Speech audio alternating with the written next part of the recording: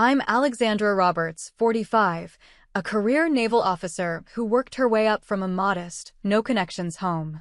For years, I kept my family afloat, covering bills, sending money, showing up. But when, at my grandmother's reunion, my parents joked I was still unemployed and told me to wash dishes, I drew a line that changed everything. Ever been belittled by people you carried? Tell me in the comments, you're not alone. Before I get into it, drop where you're tuning in from. And if you've ever had to stand up for yourself, hit like and subscribe for more true stories about boundaries and self-respect. What happened next might surprise you. I grew up in a house where appearances mattered more than accomplishments. My parents preached discipline and respect at the dinner table, but those lessons seemed to apply only to their children, never to themselves. Our modest two-story home sat in the middle of a neighborhood where everyone knew everyone else's business, and my parents made sure their version of our family's story was the one being told. My mother collected porcelain figurines and displayed them in a glass cabinet that took up half the living room wall. She'd dust them every Sunday after church, handling each piece like it contained the secrets of our family's worth. My father drove a 10-year-old sedan, but waxed it every weekend until it gleamed like new. They understood the power of perception, even if they couldn't afford the reality behind it. I was the middle child, sandwiched between my older brother Marcus, who played football badly but loudly, and my younger sister Diane, who sang in the church choir with a voice that made people close their eyes and smile. I didn't have Marcus's confidence or Diane's obvious talent. What I had was reliability. While Marcus forgot to pick up groceries and Diane practiced scales in her room, I was the one who remembered to pay the electric bill, who tutored the younger cousins during family gatherings, who stayed late after school events to help clean up. My parents took this for granted. When relatives asked about their children, Marcus got credit for his leadership potential and Diane for her artistic soul. I got a polite nod and a comment about being dependable. At 17, dependable felt like a consolation prize. The decision to join the Navy came during my senior year, sitting in the guidance counselor's office looking at college brochures I couldn't afford. Mrs. Patterson had mentioned military service almost as an afterthought, but something about the structure and purpose appealed to me. When I told my parents at dinner, my mother set down her fork and stared at me like I'd announced plans to join the circus. It's just a phase, she told Mrs. Henderson from next door the following week. She'll get it out of her system and find something more suitable. My father was more direct. Women don't belong on ships, he said, not looking up from his newspaper. You'll be back home in 6 months. But I wasn't looking for their permission. I was looking for my own path, something that belonged to me instead of to their version of who I should be. The recruiter talked about education benefits, travel, and career advancement. More importantly, he talked about earning respect through performance rather than politics. During my junior year of college, funded by my Navy education benefits, my parents hit a rough patch financially. My father's hours at the plant had been cut, and my mother's part-time job at the department store barely covered groceries. Without being asked, I started sending money home from my weekend job and summer internships. $200 here, $300 there. Enough to keep the lights on and the mortgage current. They never thanked me directly, but they stopped making jokes about my military phase. When I graduated with honors and received my commission, my mother actually smiled during the ceremony. My father shook my hand afterward and said, "Not bad, kid." For them, it was practically a parade. My first deployment took me to the Mediterranean for 8 months. While my college friends posted pictures of weekend trips and new jobs on social media, I was learning navigation systems and maritime law, sending half my paycheck home to help with Diane's college expenses and Marcus's wedding costs. The sacrifice felt worthwhile. I was building something, contributing to something larger than myself, helping my family stay stable. But during phone calls home, I noticed a pattern. My parents would spend 10 minutes telling me about Marcus's new promotion at the bank or Diane's latest solo performance, then ask about my little Navy job like it was a hobby I'd eventually outgrow. When I mentioned my own promotion to lieutenant, my mother said, "That's nice, dear. Did I tell you Marcus bought a new car?" The imbalance became more obvious during my rare visits home. At church, my parents would beam while telling the congregation about Marcus's mortgage approval or Diane's engagement, but my military service warranted only a brief mention, usually framed as still finding herself. Their friends would nod politely and change the subject. I began to understand that my accomplishments didn't fit their narrative. Marcus represented traditional success, marriage, house, corporate job. Diane represented feminine achievement, engagement, teaching position, community involvement. I represented something they couldn't categorize or control. A daughter in uniform, unmarried and independent, earning respect in a world they didn't understand. During my second deployment, this time to the Pacific, I made lieutenant commander. The promotion came with increased responsibilities and a significant pay raise. When I called to share the news, my mother was more interested in planning Diane's bridal shower. My father asked if I'd met any nice officers yet, as if my career was just an elaborate dating service. The money I sent home had become expected rather than appreciated. When I suggested reducing my contributions to focus on my own financial goals, my mother's tone shifted. "After everything we've done for you," she said, "we sacrificed to raise you. This is your way of giving back." But I was already giving back. I was serving my country, representing everything they claimed to value: duty, honor, discipline. The problem wasn't my contribution to the family. The problem was that my success didn't reflect well on them in ways they could easily explain to their friends. A son the banker was impressive. A daughter the teacher was respectable. A daughter the naval officer was complicated. The shift became complete during my third deployment. My parents stopped mentioning my military service entirely in their social circles. When direct questions came up, they'd deflect: "She's still figuring things out," or "She's between opportunities right now." As if defending my country was a gap in my resume rather than the center of my professional life. I realized they were ashamed of what they couldn't understand, and rather than try to understand it, they'd chosen to diminish it. The daughter who'd quietly kept their household running, who'd helped pay for siblings' milestones, who'd built a career based on merit and service, had become an embarrassment because her path didn't match their vision of female success.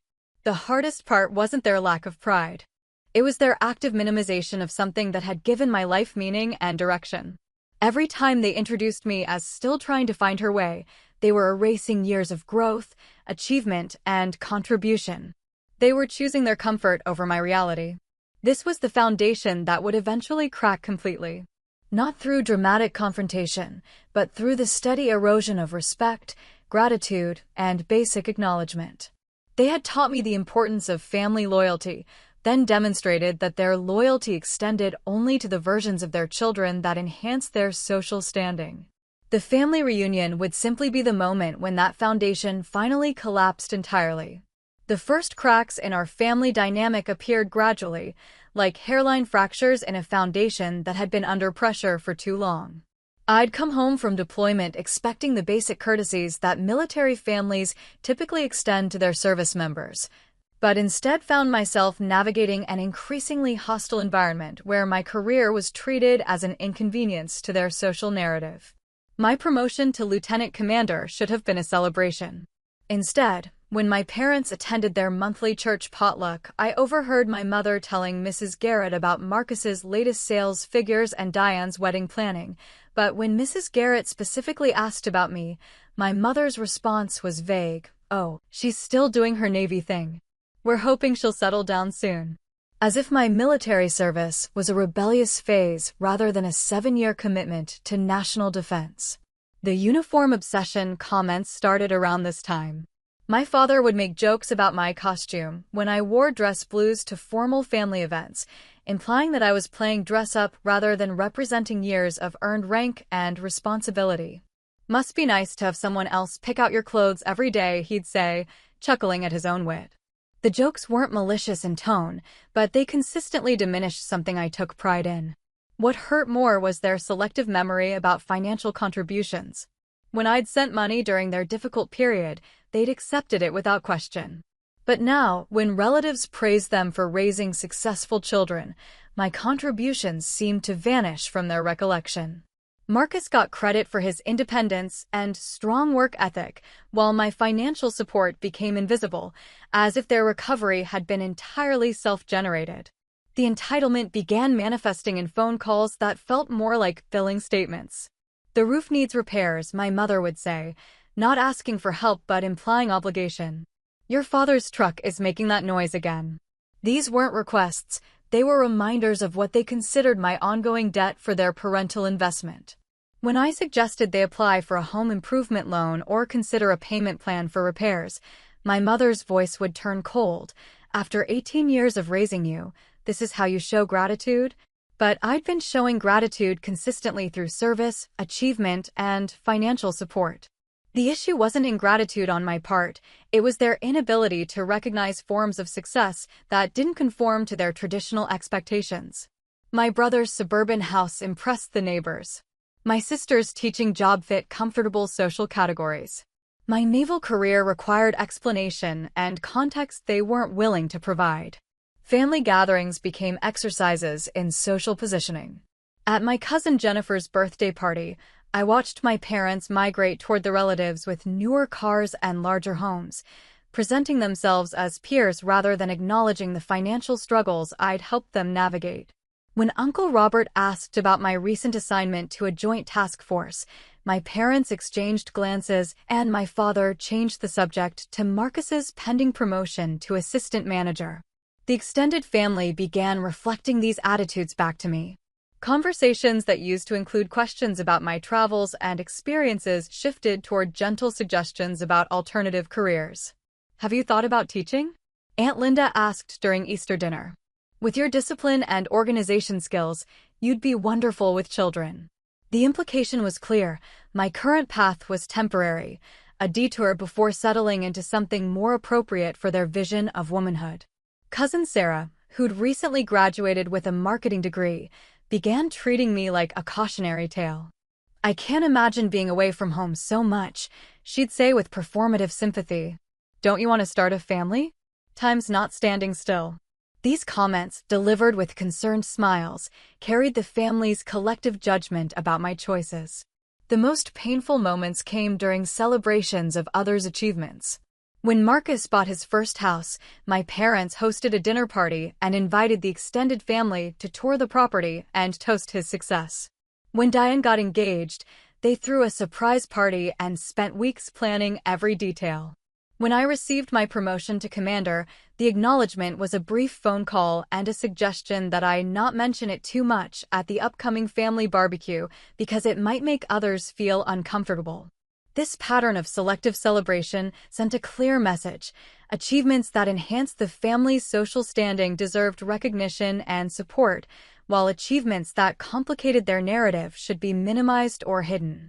My military service had become an embarrassment they tolerated rather than a contribution they valued. The undermining reached a peak during my cousin Michael's graduation party. I'd flown in during a brief leave period, arriving tired but wanting to support family. During the congratulations speeches, various relatives praised Michael's accomplishment and bright future. When someone mentioned that I'd also achieved significant milestones recently, my mother quickly redirected, "Let's focus on Michael today. This is his moment."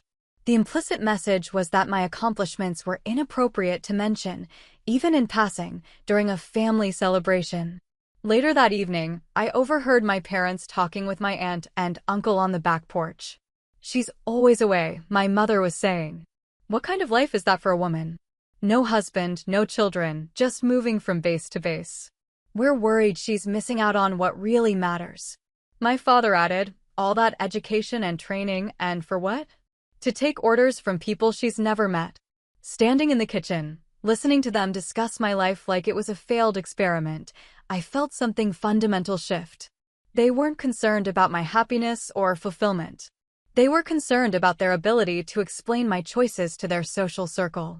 My independence threatened their narrative of successful parenting, and rather than expand their definition of success, they'd chosen to diminish my achievements. The realization was crushing but clarifying. For years, I'd been trying to earn their respect and recognition while they'd been systematically undermining both. They'd trained their extended family to view my career as a phase, my independence as selfishness, and my service as an obstacle to real success. This was the foundation of resentment and disappointment that would make the family reunion not just personally painful, but publicly humiliating. They weren't just failing to support me, they were actively working against my reputation within our family circle. The reunion would be the culmination of years of this systematic undermining, the moment when their narrative would be presented to the entire extended family as established fact. The betrayal wasn't a single moment of cruelty. It was years of accumulated dismissal, disguised as concern but functioning as control. The family reunion was planned as a celebration of my grandmother's 80th birthday, bringing together relatives I hadn't seen in years. I'd requested leave specifically for this event, flying cross-country during a brief break between assignments. The venue was my Uncle Robert's farm in Virginia, with its sprawling lawn perfect for the large gathering my grandmother had always dreamed of hosting. I arrived Saturday morning to find the party already in full swing. Cousins were catching up over coffee, children ran between the adults, and the smell of barbecue filled the air. My grandmother hugged me tightly, her face lighting up with genuine pride. "My granddaughter the commander," she whispered in my ear. "I tell everyone about you." Her words were a brief warmth before I rejoined the larger family dynamic. The atmosphere was festive and comfortable, the kind of gathering where people naturally fell into familiar roles and conversations. I found myself talking with cousin Jennifer about her new job in marketing, listening to Uncle Paul describe his recent fishing trip, and watching my young nephews play touch football with characteristic family competitiveness. These were the moments that reminded me why family mattered, despite the complications. As the afternoon progressed, people began sharing updates about careers, relationships, and accomplishments. Marcus announced his recent promotion to regional sales manager, earning applause and congratulations from the gathered relatives. Diane shared news about her upcoming marriage and the house she and her fiancé had just purchased. The mood was celebratory, supportive, and inclusive. When the conversation naturally turned to me, I felt the familiar tension but hoped that surrounded by extended family, my parents might show a different side of their attitude toward my career. Instead, what happened next would replay in my memory for years. "And what about our Sarah?" Aunt Linda asked with genuine interest. "We never hear enough about what you're up to." My mother's response came with a smile that didn't reach her eyes. "Oh, she's still unemployed," she said, her tone carrying just enough amusement to signal that this was meant to be funny rather than cruel. The word "still" implied this was an ongoing situation rather than a mischaracterization of active military service. The comment landed like a stone in still water, creating ripples of confused silence. Several relatives looked puzzled, knowing that I was obviously employed by the United States Navy. But before anyone could ask for clarification, my father jumped in with his own contribution. "Maybe she can wash dishes for once," he added, grinning at his own joke. Lord knows she never helped with them at home. This was completely false. I'd been responsible for kitchen cleanup throughout high school, but it served to reinforce the image of me as lazy and unhelpful. The room erupted in laughter. Not the uncomfortable laughter of people unsure whether something was funny, but genuine amusement from relatives who had been primed by years of my parents' subtle undermining to see me as the family disappointment. Cousin Michael chuckled and shook his head. Aunt Patricia covered her mouth, trying to stifle her giggling. Even Jennifer, who'd been friendly moments before, smiled and looked away.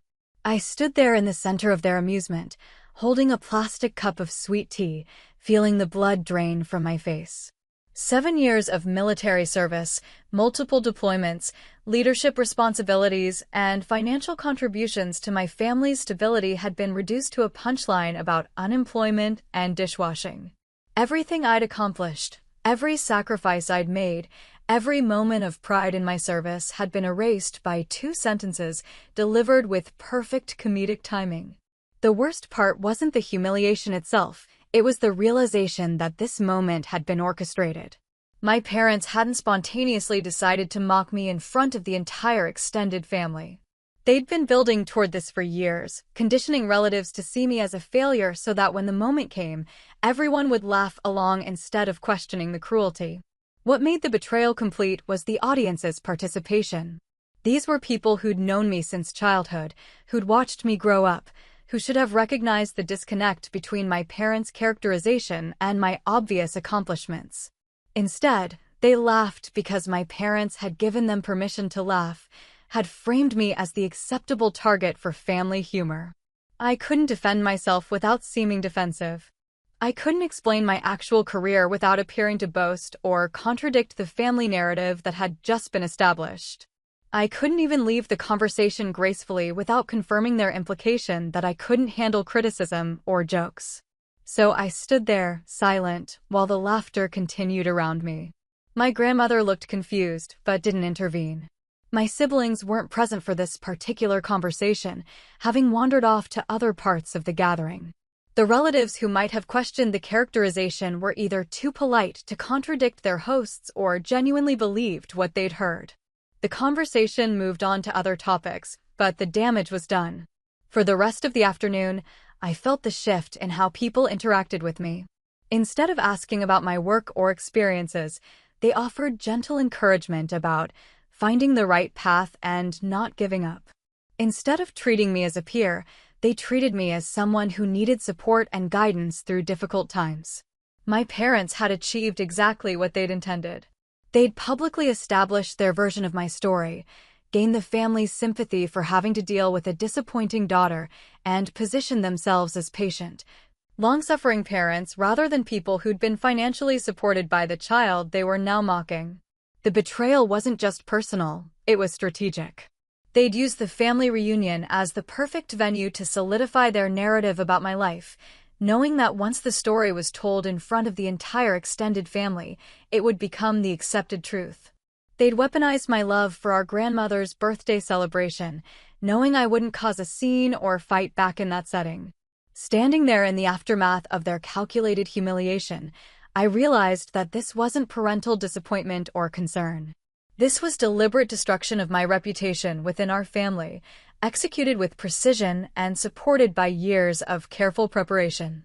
They hadn't just mocked me, they'd erased me. I needed air. The laughter had died down, but the atmosphere remained charged with the residual energy of a successful joke at my expense. I excused myself quietly, walking toward the farmhouse with what I hoped looked like casual purpose rather than retreat. My face felt hot, and my hands were shaking slightly, physical reactions I'd learned to control during military briefings and high-pressure situations, but which seemed unmanageable in the face of family cruelty. The farmhouse kitchen was empty, giving me a moment to process what had just happened. Through the window, I could see the reunion continuing without me. Children still played on the lawn, adults still clustered in conversation groups, and the general atmosphere remained celebratory. My public humiliation had been smoothly absorbed into the day's events, becoming just another moment of family bonding through shared laughter. But the laughter hadn't been shared. It had been targeted, designed to establish hierarchy and social position at my expense. I'd been transformed from family member to family joke in the span of 30 seconds, and everyone seemed comfortable with this new dynamic. I thought about my deployments, where respect was earned through competence and maintained through consistent performance. In the military, rank meant something measurable. Authority came with responsibility. When someone questioned your decisions, they did it within a framework of professional development rather than personal destruction. The contrast with my current situation was stark and painful. Cousin David found me there, leaning against the kitchen counter and staring out at the reunion. He'd always been one of the more thoughtful family members, someone who listened more than he spoke and observed dynamics that others missed or ignored. "You don't deserve this," he said quietly, closing the kitchen door behind him. "What they just did out there, it wasn't right." His words were the first acknowledgement I'd received that the situation had been inappropriate rather than amusing. The relief of having someone recognize the cruelty was overwhelming, but it also highlighted how isolated I'd become within my own family. "They've been building up to this for years," I told him, surprised by how clearly I could see the pattern now. Every conversation, every gathering, every time they introduce me to someone new. They've been positioning me as the family disappointment so that when they finally said it publicly, everyone would already believe it. David nodded. Your mom's been making comments about your situation for a while now. I always thought it was weird, considering you're obviously successful in your career. But she'd talk about you like you were struggling, like you needed guidance and support. The confirmation that my parents had been systematically undermining my reputation within the extended family was both validating and devastating. It meant my perception of their behavior was accurate, but it also meant the damage was more extensive than I'd realized. The thing is, David continued, everyone knows you send money home. Marcus mentioned it once, how you helped with his wedding costs and Diane's college expenses. But somehow that never comes up when your parents talk about you being unemployed. This was the final piece of understanding I needed. My parents hadn't just been downplaying my career, they'd been actively concealing evidence that contradicted their narrative. My financial contributions, which should have demonstrated both my success and my generosity, had been hidden from family discussions to maintain the fiction of my failure. I realized that their behavior wasn't about disappointment or concern for my future. It was about control and social positioning. They'd invested years in creating a version of me that served their purposes, the struggling daughter who justified their continued authority and generated sympathy for their parental burden. My actual success threatened this narrative, so they'd worked to suppress and distort it. Standing in that kitchen, I felt something fundamental shift in my relationship with my family. The daughter who'd tried to earn their approval, who'd sent money home during their difficult periods, who'd scheduled leave around their important events, began to disappear. In her place was someone who understood that approval earned through diminishing yourself isn't approval at all. It's exploitation disguised as affection. The reunion continued outside, but I was no longer the same person who'd arrived that morning hoping for family connection and acceptance. I'd learned something crucial about the difference between family loyalty and family abuse, between supporting relatives and enabling their cruelty. I wasn't angry yet. Anger would come later. In that moment, I felt something more powerful and permanent: clarity. For the first time in years, I could see my family's behavior without the filtering lens of hope and obligation. They'd shown me exactly who they were and what they thought of me. The question now was what I intended to do with that knowledge. The sound that cut through the reunion chatter wasn't immediately identifiable. At first, it seemed like distant thunder, but the sky was clear and blue. Then it grew louder, more rhythmic, unmistakably mechanical. The distinctive whump-whump-whump of rotor blades approaching. I heard the conversations outside beginning to pause, voices trailing off as people looked up to locate the source of the growing noise. Through the kitchen window, I watched relatives crane their necks toward the sky, hands shading their eyes against the afternoon sun. The helicopter appeared over the tree-line, military green with official markings, flying low and purposeful. It wasn't the casual flyover of a training exercise or the distant passage of aircraft traveling to somewhere else. This helicopter was heading directly toward us. I felt my pulse quicken, not with anxiety but with recognition. Navy helicopters had been part of my daily environment for years, but seeing one here, in this pastoral family setting, created a surreal disconnection between my two worlds.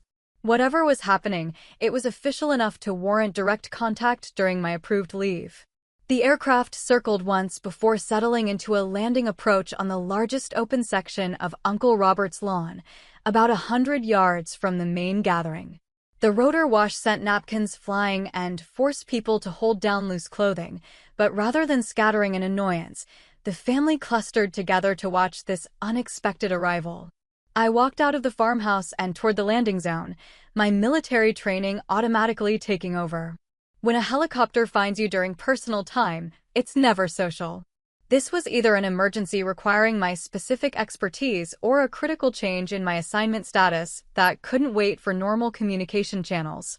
The engine noise made conversation impossible as the aircraft settled onto the grass. Through the cockpit, I could see two pilots in flight suits, their faces serious and professional. In the passenger compartment, a figure in dress uniform was already preparing to disembark. The family had gone completely silent now, their earlier laughter and chatter replaced by fascination and concern. Children pressed against their parents, wide-eyed at this dramatic interruption of their afternoon. Adults exchanged puzzled glances, clearly wondering what kind of emergency could bring a military helicopter to a private family gathering. As the rotors wound down to a safer noise level, the passenger door opened and Lieutenant Colonel Harrison stepped out. I knew him from the Pentagon Liaison Office, a career officer with impeccable bearing and the kind of formal demeanor that left no doubt about the seriousness of his presence. He approached me with quick, purposeful strides, his expression respectful but urgent. Behind him, I could see the pilots maintaining their positions, engines still running. This wasn't a social visit or a planned pickup. This was an interrupt protocol, used only for situations that couldn't wait for normal scheduling. "Admiral," he said, his voice carrying clearly across the now quiet reunion. "Sorry to interrupt your leave. We need you at the Pentagon immediately." The words hit the gathering like a physical shock. I watched my family's faces change in real time, expressions shifting from confusion to disbelief to something approaching fear. My mother's hand went to her throat. My father's mouth fell open slightly. Relatives who had been laughing at jokes about my unemployment 30 minutes earlier now stared at me as if I'd transformed into a completely different person. Because I had. Or rather, they were finally seeing who I'd been all along. "Admiral," my mother whispered, though in the sudden stillness her voice carried to everyone nearby. Lieutenant Colonel Harrison waited for my response, but his presence and formal address had already communicated everything necessary. This wasn't a case of mistaken identity or military courtesy extended to a lower-ranking officer. This was a senior official addressing a flag-rank officer whose immediate presence was required for matters of national importance. The family gathering had become completely frozen, a tableau of shock and realization. Uncle Robert, who owned the farm, looked like he was trying to process having a military helicopter on his property. Aunt Linda's expression had shifted from confusion to something approaching awe. Cousins who had been casual and familiar with me all afternoon now seemed unsure how to act in the presence of someone whose rank they were just beginning to comprehend. But it was my parents' reaction that captured the full magnitude of the moment. The smug confidence they displayed during their public humiliation of me had evaporated completely. My father's face had gone pale, and he seemed unable to close his mouth. My mother kept looking between me and the helicopter as if she couldn't make the connection between the daughter she'd just mocked and the officer being summoned to the Pentagon. "Yes, sir," I replied to Lieutenant Colonel Harrison, my voice automatically taking on the crisp professionalism that had become second nature over years of military service. "What's the situation?" "Details in transit, Admiral. We have a helicopter standing by to take you directly to Andrews, then a flight to Washington. This is Priority Alpha." Priority Alpha meant national security level importance. It meant my expertise was needed for something that couldn't be delegated or delayed. It meant that while my family had been treating me like an unemployed failure, my actual career had positioned me as someone whose knowledge and judgment were considered essential to military operations at the highest level. The silence that followed was absolute. Even the children had stopped moving, sensing the gravity of the situation without understanding its details. In the space of 2 minutes, the family reunion's entire dynamic had been inverted.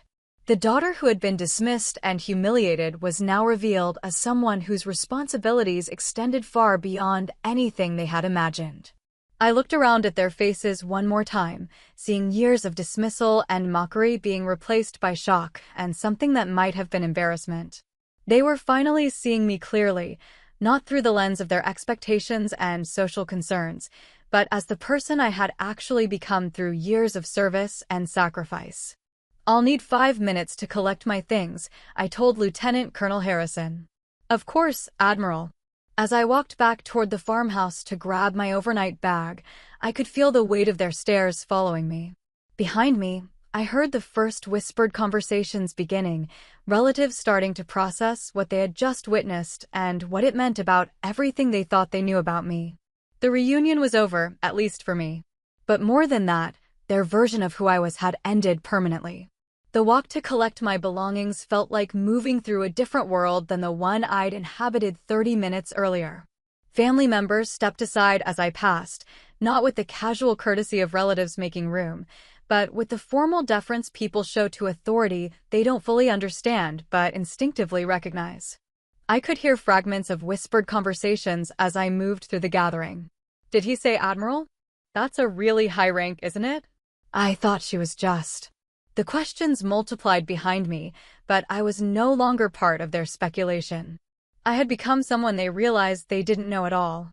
In Uncle Robert's guest room, I packed my overnight bag with the efficient motions that had become automatic through years of rapid deployments. The irony wasn't lost on me. I'd taken leave specifically to attend this family celebration, to maintain connections and show support for my grandmother's birthday. Instead, I was leaving to handle responsibilities that my family had never bothered to understand or acknowledge. When I returned to the main gathering, Lieutenant Colonel Harrison was standing at a respectful distance from the family groups, but his presence had created a bubble of formal atmosphere that affected everyone nearby. Children whispered instead of shouting, adults spoke in subdued tones, and the casual energy of the reunion had been replaced by something more careful and conscious.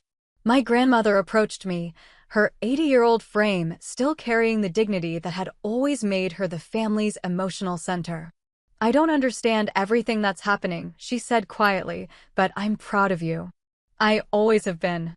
Her words meant more in that moment than any recognition I'd received from my parents over the years. She represented the family's capacity for unconditional support, something that had been notably absent from my parents' approach to my career and choices. As I hugged her goodbye, I could see my parents standing together near the barbecue pit, their faces showing a mixture of confusion and what looked like dawning comprehension. They were beginning to understand that their version of my story, the unemployed daughter, the family disappointment, the subject of jokes about dishwashing, had been not just wrong, but spectacularly wrong. The helicopter's rotors were already beginning to spin up as I approached, Lieutenant Colonel Harrison walking beside me with the natural coordination that comes from years of military operations. The family had gathered at a respectful distance to watch the departure, but their earlier casual familiarity had been replaced by something more formal and uncertain. My mother took a few steps toward me, her face showing the kind of expression people wear when they're trying to process information that doesn't fit their existing understanding. "Sarah," she called, having to raise her voice over the increasing rotor noise. We didn't know. But there was no time for the conversation that statement might have led to, and I wasn't sure I was ready for it anyway. The helicopter was on priority alpha protocols, which meant personal considerations took second place to operational requirements. "Ma'am," Lieutenant Colonel Harrison said to me, gesturing toward the aircraft. I climbed into the passenger compartment, my movements automatic despite the surreal nature of the situation. As I strapped in, I could see my family through the window, still standing in their loose cluster, watching this departure that none of them had anticipated or understood. The helicopter lifted off smoothly, and I watched the reunion shrink below us, Uncle Robert's farm becoming a patch of green, the family becoming a small group of figures, their individual faces no longer distinguishable. In the space of minutes, I had transitioned from family member to military officer, from the butt of their jokes to someone whose expertise was needed at the Pentagon. But the transition felt less like a dramatic transformation and more like a return to my actual identity. The person who had stood silently while being mocked about unemployment was the anomaly. The officer being flown to Washington for national security consultations was who I had been all along. As we flew toward Andrews Air Force Base, I thought about the family I was leaving behind. They would spend the rest of the reunion trying to reconcile the daughter they thought they knew with the Admiral who had just been summoned to the Pentagon. They would replay conversations and comments from previous gatherings, looking for clues they had missed or ignored. They would ask each other questions about my career that they should have asked me years ago. Most importantly, they would have to confront the fact that while they had been treating me as a failure, I had been serving at levels of responsibility and authority that none of them had imagined. The unemployed daughter they had mocked was actually someone whose professional judgment was considered essential to military operations at the highest levels of government. The helicopter banked east toward Washington, carrying me back to the world where my contributions were valued and my expertise was respected. Behind us, the family reunion continued, but it was no longer the same gathering. In the space of 10 minutes, their understanding of one of their own had been completely overturned. The silence that had fallen over the gathering when Lieutenant Colonel Harrison called me Admiral was still echoing in my memory. It was the sound of assumptions crumbling, of narratives being forced to confront reality, of a family finally seeing what they had chosen to overlook for years. But I was no longer concerned with their reaction or their process of understanding. The helicopter was taking me toward responsibilities that mattered more than family politics, toward work that had meaning beyond social positioning and domestic drama. For the first time in years, I felt like myself again. The aftermath of the helicopter departure created a vacuum of understanding that my family struggled to fill. According to David, who called me weeks later, the remaining hours of the reunion were dominated by confused conversations and uncomfortable realizations. Relatives who had laughed at jokes about my unemployment now found themselves trying to explain to their own children why they had participated in mocking someone of such obvious importance. My parents, he told me, had become almost invisible for the remainder of the gathering. They'd retreated to quiet corners, avoiding the questions and looks that followed them wherever they went. Uncle Robert had approached my father to ask about my actual rank and responsibilities, but my father had no answers to give. He genuinely didn't know what I did for the military beyond the vague notion that I worked on ships. The questions multiplied throughout the afternoon. How long has she been an admiral? What kind of work does she do at the Pentagon? Why didn't anyone mention this before? My parents found themselves unable to provide basic information about their own daughter's career, a fact that became increasingly obvious and embarrassing as the day progressed. Aunt Linda had pulled my mother aside to express confusion about the earlier jokes. "I don't understand," she'd said. "If Sarah's an admiral, how is she unemployed?" My mother's response, according to David's account, was a stammering attempt to explain that they'd been concerned about my personal life rather than my professional success. But the explanation satisfied no one, least of all my mother herself. The revelation had destroyed more than their immediate social standing at the reunion. It had exposed years of either deliberate deception or willful ignorance about my life and career. Relatives began remembering conversations where my parents had downplayed my accomplishments, dismissed my contributions, or redirected attention away from my achievements. The pattern became impossible to ignore once people started looking for it. My parents' struggle wasn't just about embarrassment, it was about the complete collapse of their authority within the family dynamic. They had positioned themselves as the wise, concerned parents of a disappointing daughter. Now they appeared as either liars who had deliberately misrepresented me, or as remarkably uninformed about their own child's life. Neither option reflected well on their judgment or credibility. The extended family's reaction was more complex than simple embarrassment. Some relatives, like David, felt genuine regret about their participation in the earlier mockery. Others seemed angry about being misled, feeling that my parents had used them as unwitting participants in a campaign of diminishment. A few appeared to be reassessing years of family interactions, wondering what other assumptions might be wrong. But the most significant change was in how they related to my parents. The couple who had commanded social respect through their apparent stability and good judgment now seemed unreliable narrators of their own family story. If they could be so wrong about something as basic as their daughter's career success, what else might they have misrepresented or misunderstood? For me, the Pentagon assignment turned out to be a strategic planning consultation that lasted 3 weeks. The work was challenging and important, exactly the kind of responsibility that had drawn me to military service in the first place. While my family processed the revelation of my actual status, I was contributing to policy decisions that would affect military operations worldwide. The irony was inescapable. While they had been treating me as someone who needed their guidance and support, I had been providing advice to senior military leadership on matters of national importance. The unemployed daughter, who couldn't be trusted to wash dishes properly, was helping to shape defense strategy at the highest levels. When I returned from Washington, I made a deliberate choice not to contact my parents immediately. This wasn't punishment or retaliation, it was boundary setting. The daughter who had once rearranged her schedule to accommodate their expectations and maintain family harmony no longer existed. In her place was someone who understood that relationships based on respect were worth maintaining, while relationships based on control and diminishment were not. The first contact came from my mother, 3 weeks after the reunion. Her voicemail was awkward and uncertain, a far cry from the confident authority she'd always projected in our family interactions. "Sarah, honey, we should probably talk. There seems to have been some misunderstanding about your work situation. Could you call when you get a chance?" The language choice was telling. She framed the revelation of my actual rank and responsibilities as a misunderstanding rather than acknowledging years of deliberate minimization. She positioned herself as someone seeking clarification rather than someone who owed explanations or apologies. Even in her attempt to rebuild contact, she was trying to maintain control of the narrative. I didn't return the call immediately. This wasn't spite, it was the recognition that responding on her timeline would reinforce the same dynamic that had created the problem in the first place. She was accustomed to my immediate availability, my accommodation of her schedule, my prioritization of family peace over my own boundaries. Those patterns needed to change if any real relationship was going to be possible.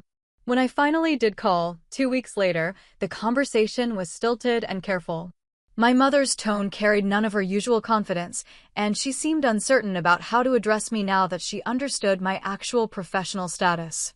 The daughter she could casually dismiss was gone, replaced by someone whose judgment was valued by senior military leadership. "We're proud of you," she said, but the words felt rehearsed and late. "We always have been. Maybe we just didn't express it well." But the issue hadn't been expression, it had been active suppression and deliberate misrepresentation. They hadn't failed to mention my achievements, they had worked to hide them. They hadn't been unable to understand my career, they had chosen not to learn about it. The difference mattered, and I wasn't willing to pretend otherwise for the sake of family comfort.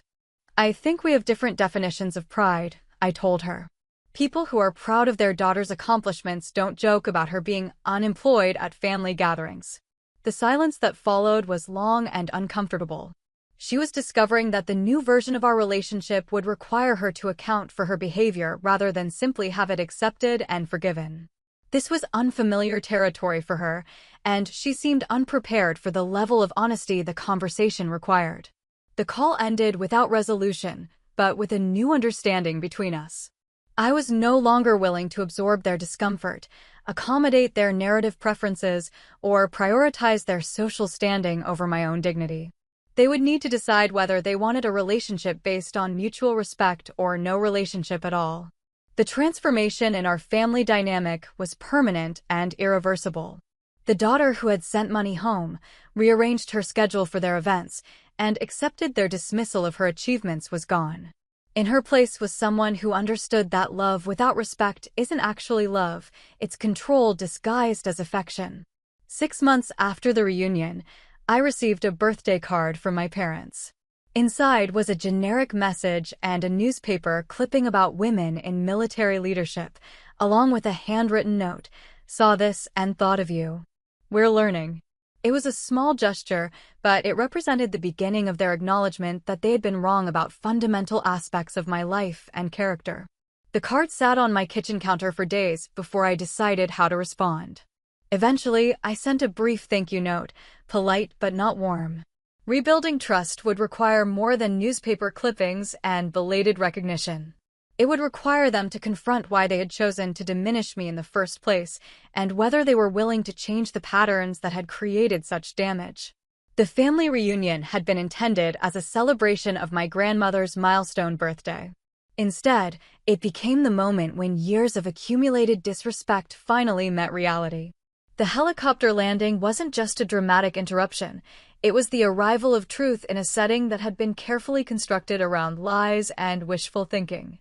My parents' authority within our family had been based on the assumption that they understood their children and could speak accurately about our lives and achievements. The revelation that they had been spectacularly wrong about their own daughter's career destroyed that authority permanently.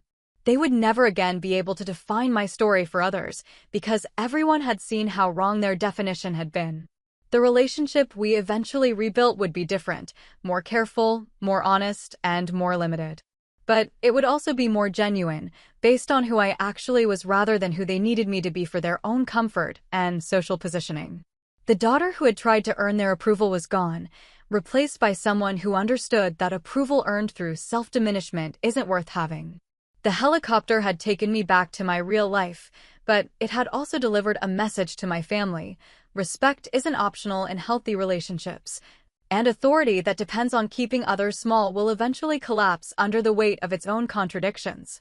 2 years later, I received a promotion to Rear Admiral and a new assignment to head a joint task force on maritime security.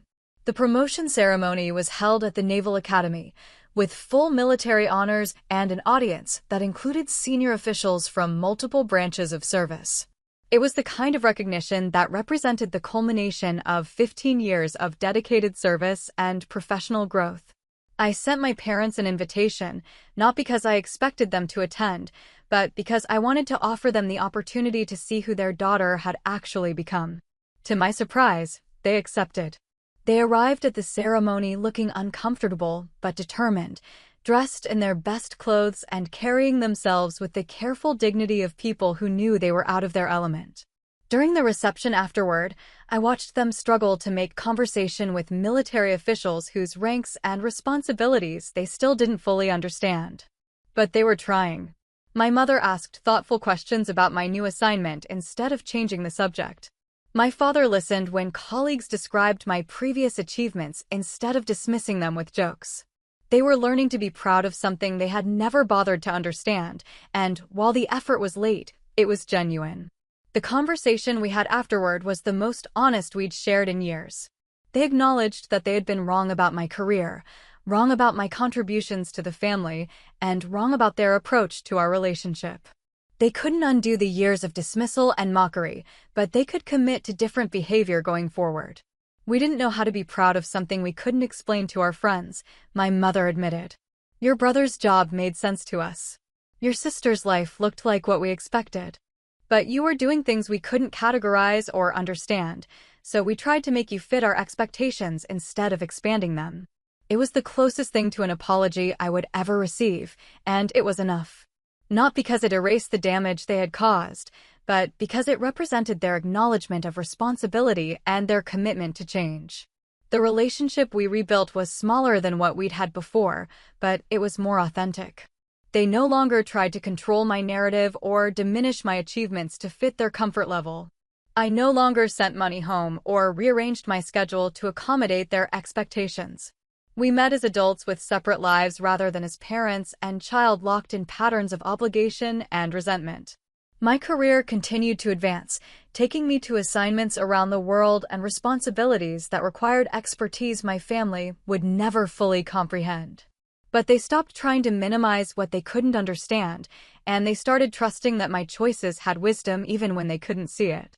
The extended family dynamic had changed permanently as well. Relatives who had participated in mocking me now treated me with a combination of respect and embarrassment.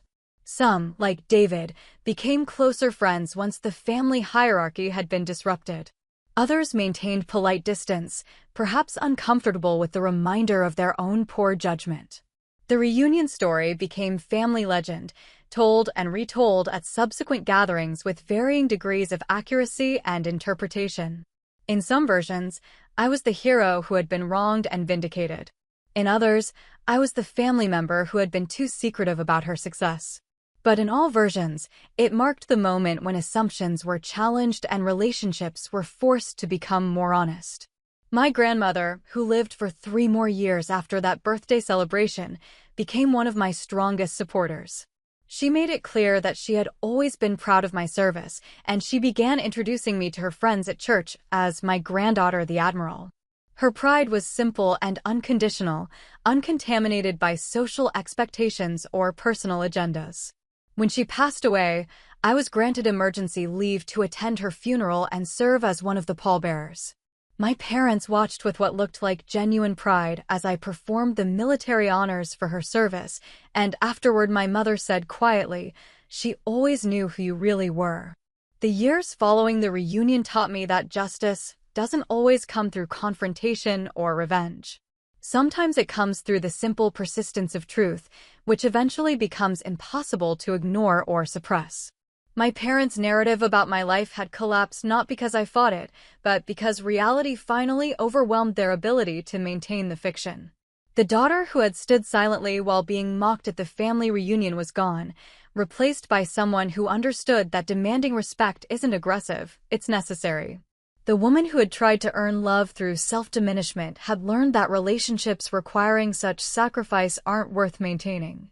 I found fulfillment in work that mattered, in colleagues who valued competence over politics, and in a life built around service rather than social expectations. The approval I had once sought from parents who couldn't see my worth became irrelevant compared to the respect I earned from people who understood the value of my contributions. The helicopter that had landed at the family reunion hadn't just taken me to an important assignment, it had carried me back to my authentic self. The woman who climbed aboard that aircraft was the same person I had been all along, before family expectations and social pressures had convinced me to make myself smaller for their comfort. The best revenge wasn't anger or retaliation. It was standing tall on my own terms, when the world finally saw who I really was. It was the quiet satisfaction of knowing that while others had tried to define my worth through their limitations, I had built a life based on my own capabilities and values. The family reunion had been intended to celebrate my grandmother's 80th birthday. Instead, it became the day I stopped allowing other people's inability to understand my life to diminish my sense of its value. The laughter that had echoed across Uncle Robert's farm was eventually replaced by silence, then by the more complicated but honest conversations that real relationships require. In the end, the helicopter landing wasn't just dramatic vindication, it was the arrival of truth in a place that had been sustained by comfortable lies. And truth, once it arrives, changes everything permanently. The lasting impact of that afternoon extended far beyond my immediate family. Word of the reunion incident spread through our extended network, reaching family friends, church members, and community acquaintances who had heard my parents' version of my story over the years. The dramatic contrast between their narrative and reality created ripple effects that took months to fully manifest. Mrs. Henderson, our longtime neighbor, approached my mother at the grocery store weeks later with questions that revealed how extensively my parents had misrepresented my situation. "I'm so confused," she said. "You always talked about Sarah struggling to find her place, but my nephew looked up her military record online and says she's one of the youngest admirals in recent history. How does that work?" My mother found herself unable to explain the contradiction without admitting to years of deliberate minimization. The woman who had always controlled social narratives in her immediate circle was now facing questions she couldn't answer without revealing the depth of her own deception or ignorance. Similar conversations multiplied throughout their social sphere. Church members who had been praying for my employment situation, based on my parents' requests, now wondered why they had been misinformed about something so basic. Family friends who had offered sympathy for my parents' burden of supporting an adult child learned that I had actually been supporting them financially for years. The revelation forced my parents to confront not just their relationship with me, but their relationship with truth itself. They had become so invested in their version of my story that they had lost track of reality. The daughter they described to others bore no resemblance to the person I had actually become, and maintaining that fiction had required increasingly elaborate mental gymnastics. My father's reaction was perhaps the most telling. During our first phone conversation after the reunion, he said something that revealed the core of his struggle. "I don't know how to talk about you now. When people ask about my children, I always knew what to say about Marcus and Diane. But you, I realize I don't know what you actually do day to day." This admission exposed the fundamental problem in our relationship. He had never bothered to learn about my work because it didn't fit his framework for understanding success. Rather than expand his perspective, he had chosen to diminish my achievements until they matched his limited ability to categorize them. The process of rebuilding required him to acknowledge his willful ignorance about his own daughter's life. It meant admitting that his dismissive comments about my career had been based on prejudice rather than knowledge. Most difficult of all, it meant recognizing that his failure to understand my path didn't make it less valuable. It made his understanding inadequate. My relationship with my siblings also shifted in unexpected ways. Marcus, who had always enjoyed his position as the successful child, found himself having to recalibrate his understanding of family dynamics. His bank promotion, which had once seemed like the pinnacle of family achievement, now looked modest compared to my military advancement. During a rare family dinner 6 months after the reunion, he made a comment that revealed his own process of adjustment. "I guess I always thought you were jealous of my career. Now I'm wondering if I should have been paying more attention to yours." The statement wasn't an apology exactly, but it was an acknowledgement that our family's hierarchy had been based on faulty assumptions. Marcus was learning that success comes in forms that don't always translate easily to suburban social standards. Diane's response was more emotional and direct. She called me crying one evening, weeks after the reunion, to apologize for her passive participation in the family's treatment of me. "I knew they were being unfair," she said. "I knew you were successful and working hard. But it was easier to go along with their version than to defend you when you weren't there." Her honesty was painful but valuable. It confirmed that the family's dynamic around me had been consciously maintained rather than unconsciously developed. People had chosen to participate in diminishing me because it was more comfortable than challenging the established narrative. The extended family's adjustment process varied by individual. Some relatives, particularly the older generation, seemed genuinely shocked by the revelation and made efforts to rebuild their relationship with me based on accurate information. Others appeared uncomfortable with the disruption of their assumptions and maintained polite but distant relationships. Uncle Robert, whose farm had hosted the reunion, became unexpectedly supportive. He called me several months later to apologize for his family's participation in the mockery and to express genuine interest in my career. "I spent 30 years in manufacturing," he said. "I understand the value of competence and hard work. What I saw that day was someone whose competence had been hidden from us, and that's not right." His willingness to acknowledge the wrong and make amends represented the kind of relationship repair that was possible when people chose honesty over comfort. Not everyone made that choice, but those who did created space for more authentic connections. The professional world I returned to after the reunion felt like a refuge of sanity compared to the family dynamics I had navigated for years. In military settings, respect was earned through performance and maintained through consistency. Politics existed, but they operated within frameworks of shared purpose and measurable achievement. My colleagues had no difficulty understanding my value or my contributions. The strategic planning work I did was evaluated based on its quality and effectiveness, not on whether it fit someone else's social expectations. The leadership responsibilities I carried were matched by authority that people respected rather than questioned. This contrast highlighted how much energy I had been spending over the years trying to manage my family's perceptions while excelling in my actual career. I had been living in two worlds with completely different value systems, and the mental effort required to navigate that disconnect had been exhausting in ways I was only beginning to understand. The reunion aftermath also clarified which relationships in my life were worth preserving and which were based on unhealthy dynamics. Family connections that required me to diminish myself or accept disrespect were revealed as toxic rather than loving. Relationships that celebrated my authentic achievements and supported my actual goals proved their value through crisis. This distinction guided my approach to rebuilding family connections. I remained open to relationships that could operate on terms of mutual respect, but I was no longer willing to sacrifice my dignity for family harmony. The daughter who had once absorbed criticism and mockery to keep peace was gone, replaced by someone who understood that sustainable relationships require honesty from all participants. The story of the helicopter landing became something of a legend within military circles as well. Colleagues who heard about the reunion incident found it both amusing and telling about civilian misconceptions of military service.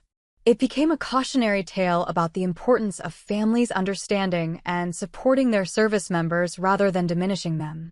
But for me, the incident represented something more personal and transformative. It was the moment when my two worlds collided, forcing truth to emerge from years of deliberate obscurity. The family gathering that was supposed to celebrate my grandmother became the setting for my own liberation from expectations that had never served my authentic development. Looking back, I can see that the reunion was inevitable. The gap between my parents' narrative and my reality had grown so large that some kind of reckoning was bound to occur. The helicopter simply provided the dramatic timing that made the revelation impossible to ignore or rationalize away. The lasting lesson wasn't about family dynamics or military service specifically. It was about the importance of living authentically even when others prefer comfortable lies. Truth has a way of surfacing eventually, and relationships built on false foundations will eventually collapse under the weight of their own contradictions. The helicopter that landed on Uncle Robert's farm that afternoon carried me back to my real life, but it also delivered a message that extended far beyond my immediate situation. Respect for others' authentic achievements and choices isn't just polite. It's essential for healthy relationships. When we diminish people to fit our limited understanding, we damage not just them, but our own capacity for genuine connection and growth. Thanks for listening to my story. Now I want to hear from you. Have you ever been dismissed, underestimated, or even mocked by your own family? How did you handle it? Drop your experience in the comments, and let's talk about what standing up for yourself really looks like. If you found something in this story that resonated, hit like, subscribe, and share it with someone who needs to hear they're not alone.